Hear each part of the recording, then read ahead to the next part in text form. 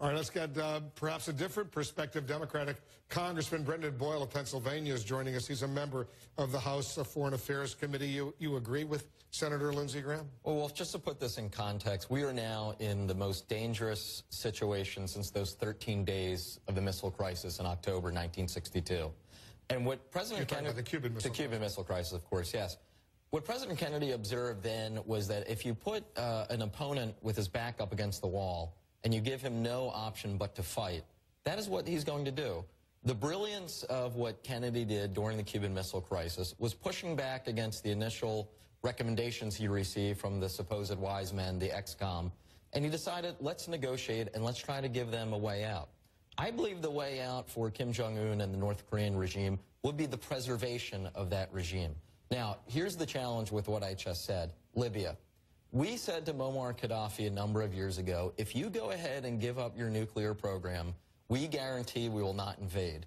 And we kept our word up until we didn't. And then we did proceed with regime change, we in the West. So I think that we are now finally living with one of the unintended consequences of our Libya policy some years ago, and that Kim Jong-un rightfully, understandably looks at that and says, well, it's better to be a nuclear power and not take the word of the West. Yeah, the U.S. did launch a lot of cruise missiles against Gaddafi's regime in Libya. North Koreans have not been shy in saying, you know what, we don't want to wind up like Muammar Gaddafi and that Libyan regime.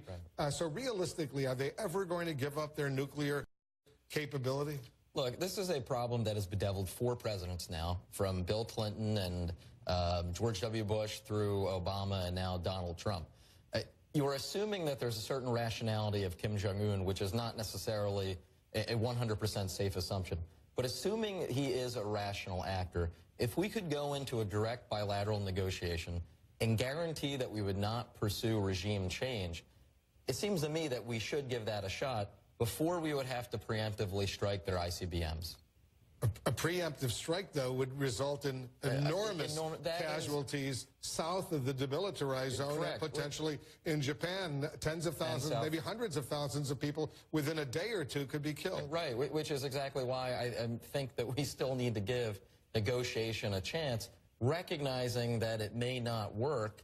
I hope, by the way, that some of this rhetoric, while President Trump clearly was speaking off the cuff, which is quite dangerous in and of its own right, I do hope that they're trying to raise, that they, at least the logic behind it, is trying to raise the rhetorical stakes to drive Kim Jong-un to the bargaining table and finally do a deal that would enable us to avoid war. Should the U.S. have direct negotiations with North Korea? I think we should. I think that Kim Jong-un, and look, when we have in front of us in the Foreign Affairs Committee experts, they are all over the map in terms of their assessment of Kim Jong-un and this regime.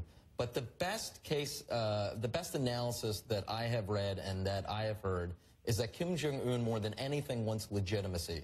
We could legitimize his regime, which has been in existence for 60 years now. It is an awful dictatorship and a cult of personality, but they're there. They've been there for over 60 years.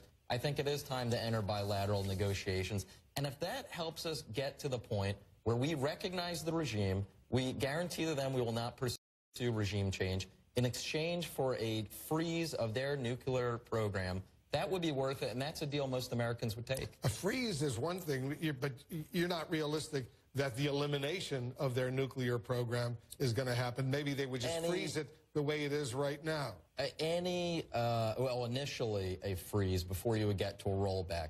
But there's no question that the critical point would be reached and would be passed when they would have ICBMs with nuclearized warheads that could reach the continental United States. Or reach Guam, a U.S. territory, or Hawaii, which is... And reaching Guam is very serious, because let's not forget, when the Japanese bombed Pearl Harbor, that wasn't a U.S. state either. It still caused us to enter World War II, rightfully so. So I don't make any distinction between Guam and the rest of the United States. Brendan Boyle, Congressman, thanks very much for coming in. Thank you.